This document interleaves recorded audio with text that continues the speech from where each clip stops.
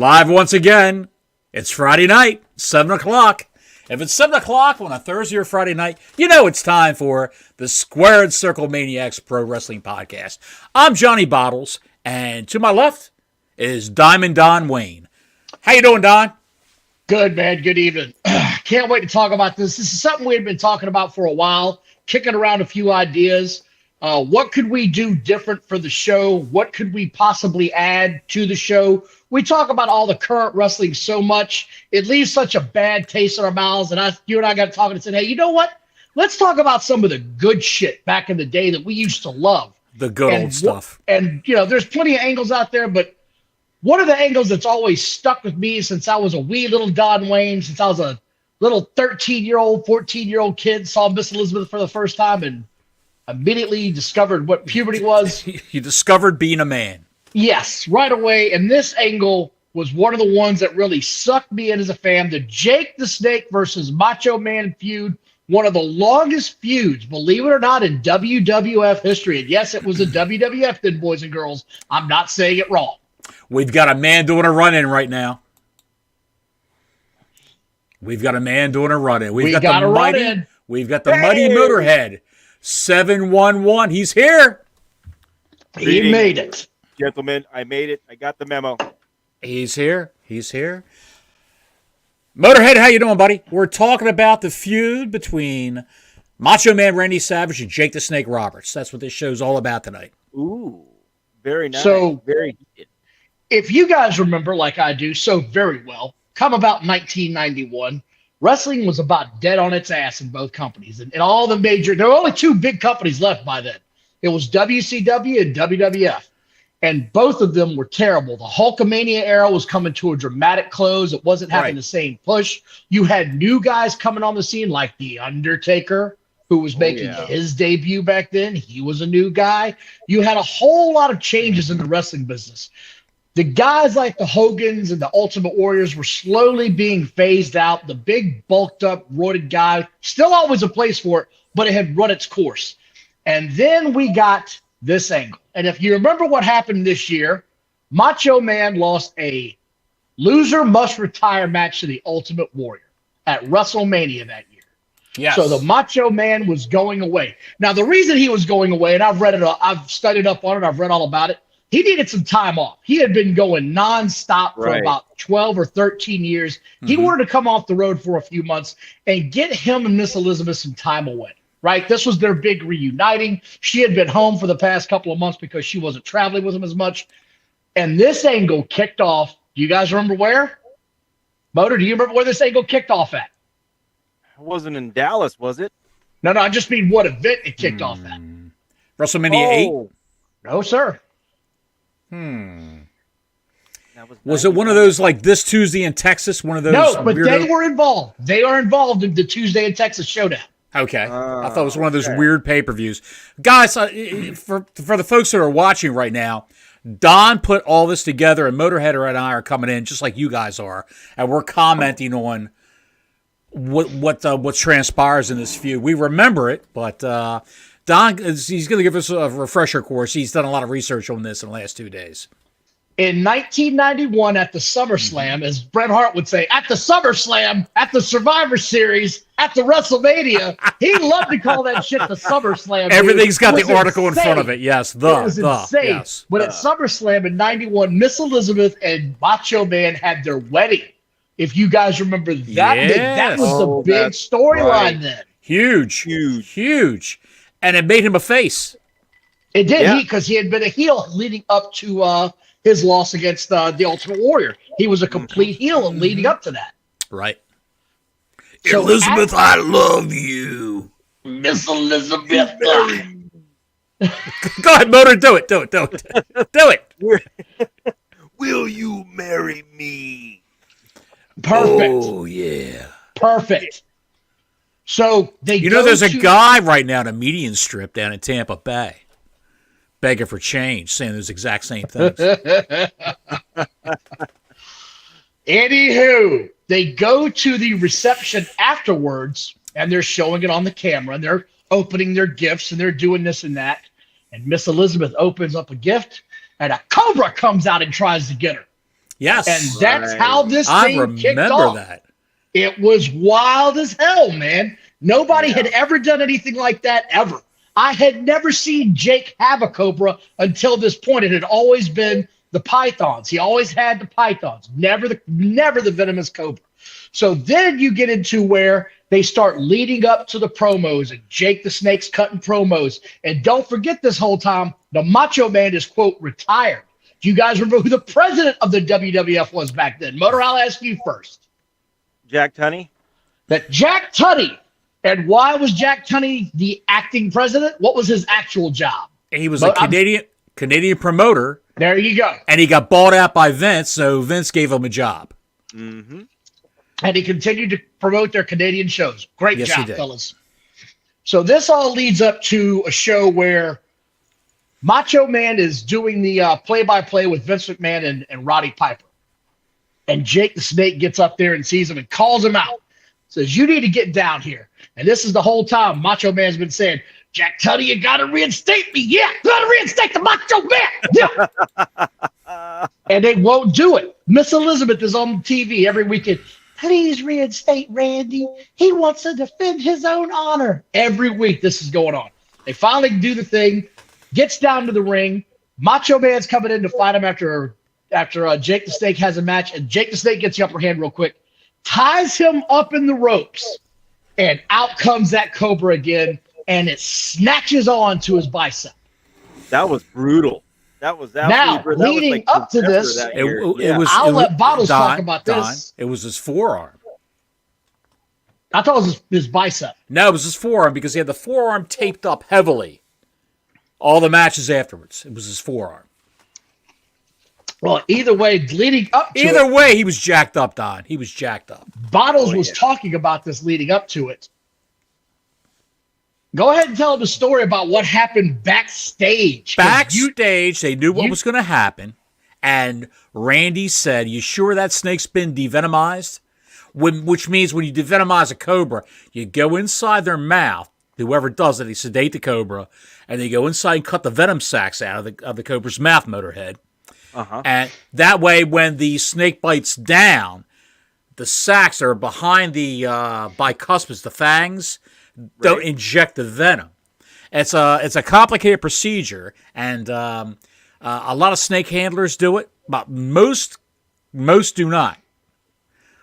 I know it's a bit of a conundrum of what I just said, but a lot of people who have cobras do it. Poisonous snakes will have that removed. But when you see them dancing with them all the time and smacking their heads in India, they're not all poisonous, boys and girls. They're not all poisonous. It's a cardiac. Right. When you go down south, and there's some Bible thumpers down south, and those hardcore. Play with my rattlesnake for Jesus. They're dancing with their snakes and all that bullshit. You can see videos of them on YouTube. Those snakes are freaking venomous because they think the Lord is not going to let that snake bite them. But 9 times out of 10, they do get bit. But anyway, I digress.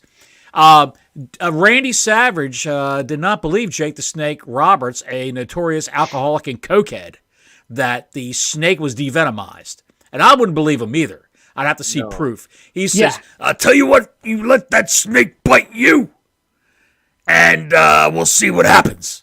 So Jake said, are you serious? He says, I want to see it bite you, brother. Let me ask you something, Motorhead. Would you trust Jake the Snake, the self-piss drinking Jake the Snake, to stick a snake on you? Now, hang on a second. Time out. No. Where is the documented... Motorhead and Don, where's the documented evidence that Jake the Snake drank his own piss? Oh, it's been openly talked about. You bring it up all the time. What? It's been openly talked about. Wrestlers saw him do it and talk about it on podcasts all the time. I know Greg Valentine had said he witnessed Jake the Snake drinking his own piss at one particular event. But what reason, Motor? What reason did he give? Out of beer. I don't know. So you're saying Jake's piss might have been 18% alcohol, 36 proof. It could have been 36 proof urine. Let's just make this. I might take that gamble. Let's just make this clear. Crackheads don't make the best ideas in their head. They're not idea guys. I think I'll drink my piss. Good idea. No. They're idea guys, but they're slipshod on the execution. on the results. Anyway. Oh, Larry with the piss joke right out the gate. You're in good health. So anyway, Larry. They sit back there. Whole thing happens. He gets bit in the ring. Leading into this, the next part of this entire angle was they were going to have the battle with the Survivor Series that they were supposed to have it at. So they were saying, let me see if I can get this right. They were supposed to go to the Survivor Series to have their showdown, right? Right. Yeah. Jack Tunney said they had gotten so intense that they could no longer face each other at Survivor Series. They would go to the Tuesday in Texas and have it there. Does everybody remember why we had Tuesday in Texas? Was it to compete with a rival pay-per-view? I'm just throwing that out there. I don't know. I'm just guessing. It was not. I can't think of it. Only thing I could come up with is that a different event that they had planned somewhere else got canceled. So this was one of those ideas where apparently Vince McMahon got crazy and wanted to try a pay-per-view on a Tuesday night. That was the sole reason, to see if they could justify a weekday pay-per-view every other month. That's all they were trying to do. Can we do a pay-per-view? And you guys remember who headlined that first one? Wasn't it Hogan versus The Undertaker? Yes, it was. And why were they facing each other? Something that happened in the funeral parlor. Chris knows. Lost the championship to Undertaker. Yeah, okay. Yeah, there it is. Good one, Chris. Good one, Chris. Because Ric Flair interfered with the match at Survivor Series, where he put the chair in underneath. Chair. And he got tombstone on the chair. Hogan did. Yes, and this whole thing, because of the outside interference at Tuesday at Texas, set up the WWF title being stripped and being put up for grabs at the Royal Rumble, winner take all. The first time that ever happened. And who won that Royal Rumble? Do you guys remember that one? Oh, God damn. 91? Warrior? 92 Royal Rumble. Warrior. Royal Rumble. Flair? Winner, chicken dinner. There it is. Okay. So we'll get to that because that's what set up WrestleMania, the WrestleMania that year, which was one of the worst ones. Wasn't that the WrestleMania where Bobby Heenan had the classic line, "It's not fair to Flair"? Yes, because I think he was the first guy in the match. Yes. So Randy Macho Man and Jake the Snake have their showdown at the Tuesday in Texas. Jake wins, right? And let's see if I get this right. But the feud continues to get worse. Does anybody remember what happened? Did he slap Elizabeth? There it is. How did that come across? What happened? I don't remember. Hold on, let me make sure this is the right one. Yeah, this is it. That happened in the ring too. That wasn't. Yes. So he's teasing getting out. He's teasing getting out the belt. She's saying, "No, don't do it. No, don't do it. Please don't hit my man." And out of nowhere, he grabs her by the hair, and it's the first time anybody's ever gotten physical with Miss Elizabeth. First time anyone's touched her. And I'm talking about nuclear heat after he slapped her. The interview backstage was Mean Gene. Just phenomenal. I can't believe you, Jake the Snake Roberts, the audacity to put your hands on a lady like Miss Elizabeth. It was tremendous. Do you know her mother and father freaked out? And her mother and father freaked out about that. They thought it was real.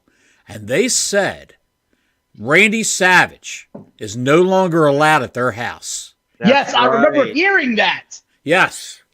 I do remember hearing that. It's all coming back to me now. Yeah. Mm-hmm. So this feud has been going on since SummerSlam, right? We're past Survivor Series into the Royal Rumble 1992. Let that sink in how long this feud's been going. And they're still going at it. So they get in the ring. They start going at it. Macho Man eliminates Jake the Snake. Throws him over the top. Then eliminates himself going over the top rope to chase Jake the Snake down. That's right. Because it was so intense. It had heated up so much by then. They're still going at it. They were still going at it. Like I said, that was the one where you saw Psycho Sid get eliminated by Hogan from the outside, and the crowd started booing Hogan, and you could go back and listen. They sweetened the music, the audience in that one, if you go back and listen to it. I just pulled up on the internet an interview with Jake the Snake Roberts, and Jake the Snake said, after slapping her on TV. That was a big part of it because her family, they revolted, man. They went psycho on Randy. Randy was no longer allowed at their house. He had promised the family that Liz would never get hurt because unfortunately, Randy and Liz never smartened her family up to the business. They thought it was real. So when I slapped her, that was the end of the ship, brother. Her family thought pro wrestling in the WWE. It's a shoot, god damn it! Get her It's out a of the shoot, ring, pal. Bring out Bastion Booger. Come on. Oh, God damn. dude. I mean, Ice cream how bars great is this feud right now? How great is this feud from start to finish, right? We had a wedding, one of the biggest events ever in the history of SummerSlam. You had the Survivor Series where they couldn't even face each other because it was too intense and Jack Tunney wouldn't allow it. Then you have them going into the Royal Rumble. We're talking about 3 pay-per-views. This feud has gone. And not just any pay-per-views, 3 of their biggest pay-per-views ever. It's one of their 4 marquee events. And this thing is still going. You had a psychotic individual like Randy Macho Man Savage, where when he got into the ring, you never knew what he was going to do, where he was coming from. He could get you on the ground. He could dust knuckles with you, or he could come off the top rope. And then you had a guy. And Savage's promos were fantastic. Don't get me wrong. The shit he did with Mean Gene Okerlund was fantastic. But then you had the Sam Elliott of the WWE, Jake the Snake Roberts, who, in fact, he looked like Sam Elliott back then. He did. Yes. And he believed in when you talk softly, everyone strains to listen to what you're saying because they realize it's very, very important when you talk about a douchebag and you're going to talk about his family and how he's a weak dick and everything else in the book. And you're just talking softly like that. People pay attention to what you're saying. Yeah. How great was it fantastic. When he talked about Ted DiBiase? Some of the verbiage he used in those promos. Oh, yeah. What was it that he said? And how fitting it will be when you wallow in your own filth. Or whatever it is that he said. I got to go back and find that. That was so good. Dude, his promos should all be on YouTube. It's a treasure. Motorhead, it's a treasure trove of how to get yourself over. And he got himself over. He was a nobody in the NWA, basically. I remember when he was a member of the Legion of Doom with Paul Ellering, the Road Warriors, and Jake the Snake Roberts. He was skinnier then. He was in karate pants. And he was a member of the Legion of Doom back then. That's how the term Legion of Doom came out, because it meant Road Warriors +1, basically. Yeah. Yeah. And Jake was great. True cerebral assassin. The guy used his head more than most people could ever use in their lifetime just to cut those promos and get you thinking. And it didn't just get the other wrestlers thinking. It got the audience thinking, too, God, is this guy really like this? Or what's going on here? He put a believability in everything he did. But Motorhead, who'd you have your money on back then? Who were you rooting for? Savage? Or were you rooting for Jake the Snake? Because if you look back, Savage was equally a heel, as heelish as Jake the Snake was. So who would you have your money on? I was rooting for Jake. Were you really? Yes, I was, man. I'm kind of off kilter on certain things for sure. In fact, my son's name is Jake, and truth be told, I named him because of Jake the Snake Roberts. I got one named Jake also, Jacob. There we go. But I was rooting for Jake at that time. Really busted me up later on when I found out how bad things got for him, and seeing some of his exploits that just really buried his name, all over the place. But going back to what Don's initial point is here, that feud was amazing, and you'll never see another feud like that, as far as I'm concerned, ever again. Wait, it's not done yet because we got the blow-off match coming. Boys, I got to dip out for a second. I'll be right back. All right. Just like that, Bottles is gone. Bottles. So the blow-off match was actually a Saturday night's main event in February, with the Macho Man versus Jake the Snake as it was the main event, right? That was literally the main event that night. Macho Man wins. He drops some more elbows on him at the end of the match. He wins big going away. They're coming back to the curtain. And the big thing about this was the show was allegedly off the air, but they kept filming, right? And Right. as they're coming back through the curtain, Jake's waiting there with the chair to swing at the first thing that walks back there. He's waiting to just swing at the first thing. He goes back to swing. It's Miss Elizabeth through the curtain, and out of nowhere, a purple glove comes in. It's the Undertaker. And that's what led to their match at WrestleMania that year. And it was the official face turn of Mark Calloway, the Undertaker. That There was we when he go. became a full-blown face. Yeah. I remember the purple glove, man. I was like, uh-oh, it's Taker. It was There we go. it was crazy because the Undertaker had gotten, there you go, Chris, exactly. That's where it turns face. It had gotten so big, he had gotten so over that they couldn't ignore the fact that people were cheering for the Undertaker. And like we said at the beginning of this, at the end of '91, wrestling was changing at this time, and the Big time. Undertaker was the first bad guy that people were openly and loudly cheering for. Oh, So- yeah. You're right. You're right. I was. I Then definitely was. also, this, from what I've read, this angle was supposed to run to WrestleMania between Jake the Snake and the Macho Man. But Vince pulled the plug on Hogan facing Ric Flair because they weren't drawing in Madison Square Garden, and he was convinced that no one wanted to see that at WrestleMania. Can you believe that bullshit? No. He thought, Vince McMahon back then thought everything lived and died at Madison Square Garden. If it wasn't selling there, it wouldn't sell anywhere. Most ridiculous thing I've ever heard in my entire life. Well, perception is 99% of someone's reality. So, Good point. yeah. Anyway, after this, I mean, Jake went on to face The Undertaker at WrestleMania. Macho Man faced Ric Flair and became a two-time WWF champion. And Yep. the rest, as they say, is history. And that was my angle of the week. Excellent. I loved it. Absolutely loved it. Brilliant. Absolutely Top loved it. notch. And flat. Chris, he might have been wearing the gray gloves. I can't remember. You're probably right. I just remember freaking out because it was The Undertaker. I just remember freaking out because of it. It was a, I think that feud was a watershed moment in the WWE that allowed two heelish individuals to go at it, which you never saw before. Two heelish individuals, where you had to pick who was the lesser of two evils. And with The Undertaker also, he really came into his own. Just if you saw what they were doing with him in WCW at the time. Mean Mark Before he came in. Callis. Me, Mark Callis, and back in US, I think it was the USWA, Memphis Wrestling down there. He was Yeah. Booger Red. That's another nickname he had. It was just the stuff they were doing with him. Of course, he was a lot leaner. He was a collegiate basketball player that had a knee injury, much like Kevin Nash, and moved into professional wrestling because someone told him, "Hey, this is something you should do."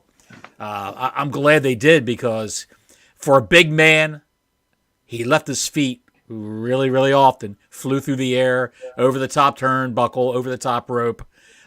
He wasn't the high leg drop. I mean, he would really get some elevation. He didn't move like a big man. He moved like a, dare I say, a cruiserweight sometimes, or a middleweight.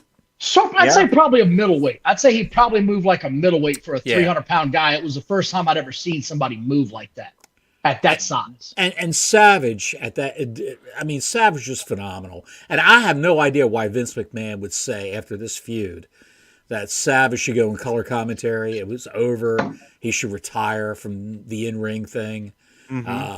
Maybe because the steroid crackdown and Savage wasn't bulky enough. That was the era where he wore he wrestled The in a whole shirt, body uniform, yeah. the whole body Yeah. uniform, the strings hanging down over his biceps, so you couldn't see how skinny his arms were. Wearing It the was- hat all the time because he was going bald. He didn't want people to see that. Right. And when he went to WCW, he juiced himself to the bejesus.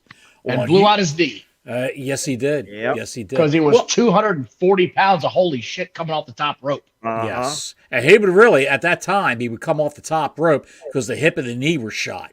He would come off the top rope and really land on his opponent. Yes. Well, so Do you they remember talk Little about H? that. Remember Little H, the referee? Yes. Charles Robinson, when he was in Charles WCW. Robinson. Randy Savage actually broke his sternum coming Oh. off. Yes. Have you heard about and I don't want to go on too much of a tangent here, but have you heard about Diamond Dallas talk about the two different sides of working with the Macho Man? No. He said there's two different guys that you wrestle with the Macho Man. He said you wrestle the guy at the house shows. He's light as a feather. You barely feel him. The elbow drop is nothing. He said when the camera's on, it's different. He asked him, but he was like, "Dude, you're potatoing the shit out of me. We just had a match last Tuesday in front of no people. In front of people. Money hit you." And he goes, Gotta make it look good for the camera. When the lights go on, brother, you gotta sell the shit out of it and make it look good. So he's a different cat when the lights go on, man. It was, and the reason this feud also always intrigued me was because it started with Jake the Snake and the Undertaker at the wedding attacking, or at the reception attacking the Macho Man, and ends with the Undertaker saving the Macho Man. You talk about a complete story. The end. Right there. Well, let me ask you guys a question. Who's the equivalent nowadays of Randy Macho Man Savage? Who works like him? Who's got the charisma? Who's got the charisma? Well, nobody's got both of them. Nobody's got both of them. Any company. LA Knight? That's close. No, I'd say he's LA Knight's a cross between Stone Cold Steve Austin and The Rock if you blended them together. And he works like Good said nobody. He works like Austin. He really does. If you're this is going to sound crazy. Go ahead. Randy Orton always reminds me of Jake the Snake and how he delivers a promo and how he works in the ring. Mm-hmm. And I know they both have the snake gimmick, but I don't think that's just a coincidence. I think people saw him and thought that guy reminds me a lot of Jake the Snake, like a lot of Jake. That's a good analogy, Don. Yeah. It really is. And I think that's how he got the Viper. Good comparison. Very good. Because they said this guy talks like Jake, he moves like Jake, and he acts like Jake. Yeah. I don't know that he gets that look like Jake does. Yes. I don't know that we will ever see another guy that will be like what the Macho Man was. I don't think we'll ever. I don't know there's anybody out there you can even compare to. He was a guy that could come off the top rope, talk like a maniac, so you thought he was a complete badass, and body slam much bigger guys than him. I can't think of it. And do when he would make personal appearances and would actually do publicity on TV shows. He was at Arsenio Hall all the time in the 90s. Dude, he was. He was hilarious. Hilarious. Macho Man, highly entertaining guy. All the time. That's even Dutch Mantell has said it several times over. Where when you dealt with the Macho Man, he stayed that way. He stayed that way whether he was under the lights, in the ring, or outside at the restaurant. Macho Man stayed that way. He was always the Macho Man.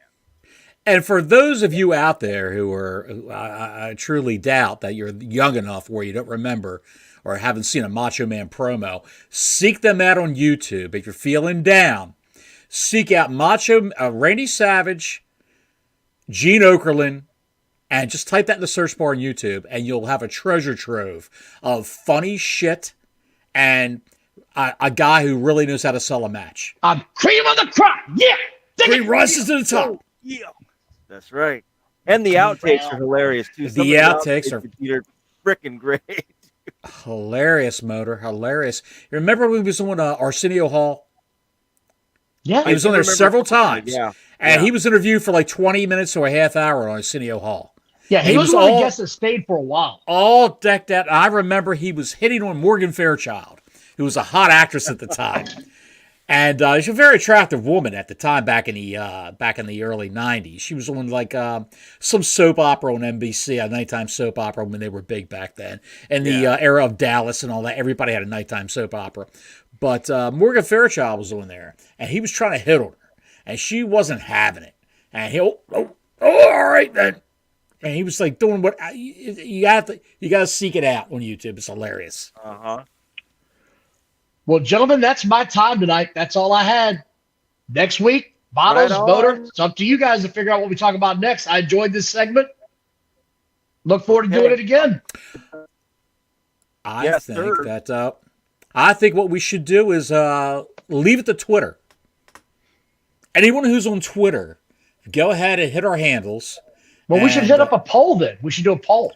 Do a poll. That's good. Good I'm call. all for, speaking of Savage, I'm all for doing the George Animal Steel, Randy Savage feud. That was another great one. Two That was heels another awesome. Yeah, of two heels colliding, and he made Savage the star, and he upped his game, George Steele did, Yeah.